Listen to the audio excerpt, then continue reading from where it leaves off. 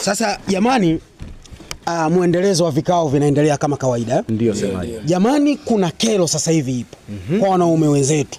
Sawa sawa? Unakuta kuna mwanamume anamsindikiza mkewe kwenye kitchen party.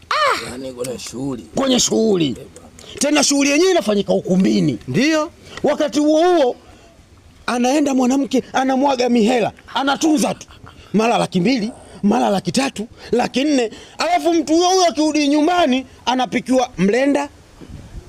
Sawa, vidagaa visivyoeleweka. Alafu sasa umeona msemaji? Wakati huo unaenda kutunza, unakuta mwanaume naye anakwambia, "Niweke talabu ya wigi linawasha." Mwanaume unaomba talabu kwenye kutunza kitchen party. Kweli? Mwanaume huyo? Sio mwanaume.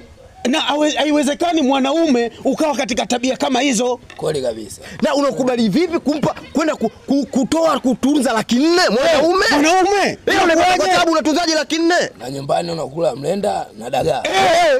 Alafu kule unaenda kumwaga mihela. Sio sawa, sio sawa. Sio sawa. Kwanza mwenzetu vipi mjumbe? Mbona sisi tunajadiliana hapa, wewe mwenzetu upo kimya? Tatizo nini? Unajua msemaji? Kuna vitu vingine ujue kabla hatujavijadili tunatakiwa tuangalie kwa kina. Sawa, sawa. Lete maneno.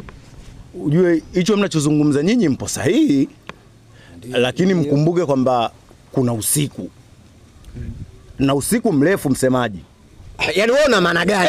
Una maana gani? Hapo sasa usiku mrefu. Mfano mimi hapa. Na sio mfano. Yaani ni mimi hapa.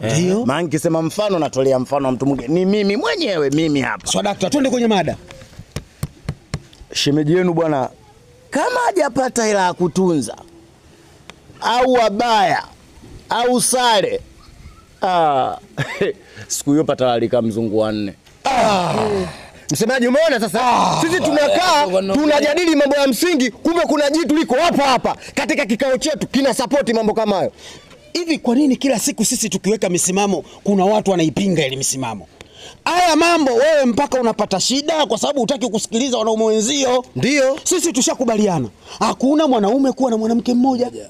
Huyo yuko peke yake, huyo ndio maana anasumbua. Hakuna kutunza. Mtafutie mwenzie. Kwa hiyo mnachoniambia ni ongeze jiko. Ongeza. Alafu baada ya kuongeza jiko hakuna kutunza. Wewe lakini ukatunza unaiokota. Sema kweli uje nyumbangu uje imeishia kwenye dirisha tu pale. Umeona sasa? Hiyo 400,000 si tayari unasema 400,000.